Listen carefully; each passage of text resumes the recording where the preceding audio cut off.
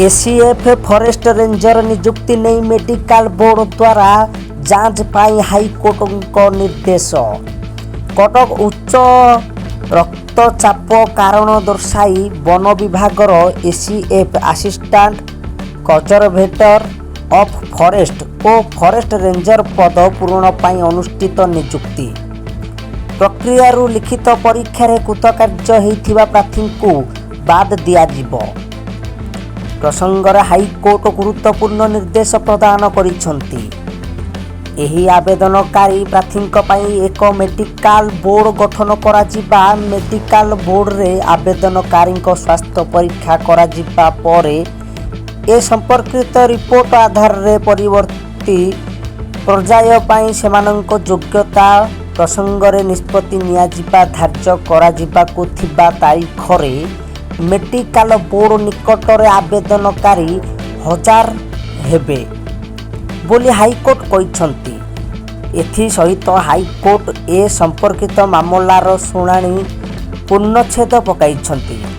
Justice Aditya Kumar Mahapatra को नहीं गठित खंडपीठ देवाशीष दास और अन्य 8 जनक आवेदनर शुणाणी करी एपरी निर्देश प्रदान करिछंती।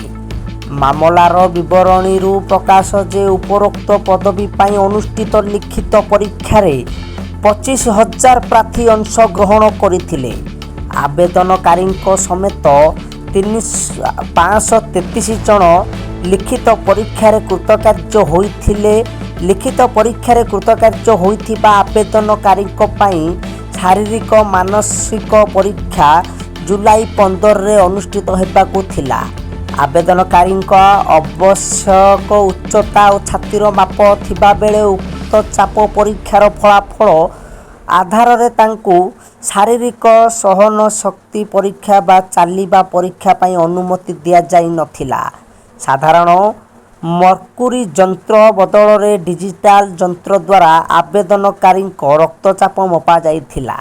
अन्य पक्षरे जुलाई 16 रे अन्य प्रार्थी रक्तचाप मर्कुरी यंत्र रे मपा जाइथिला। यह समग्र प्रक्रिया को नहीं संदेह सृष्टि करिछि। एथि सहित रक्तचाप मापर फलाफल आधार रे प्रार्थी को शारीरिक सहनशील परीक्षा रे अंशग्रहण पाई अनुमति दियाजिबो बोली नियुक्ति विज्ञप्ति रे उल्लेख नथिला। एभली स्थिति रे रक्तचाप फलाफल आधार रे आवेदनकारी को शारीरिक परीक्षा पाई अनुमति दिया न जिबा निष्पत्ति आईन अनुसार ग्रहणीय नुहे बोली दर्शाई हाईकोर्ट रे एही मामला दायर होइथिला। हाईकोर्ट गत 22 तारिख रे मामला शुणाणी करी राज्य सरकार और ओपीएससी निकटरू जवाब तलब करथिले।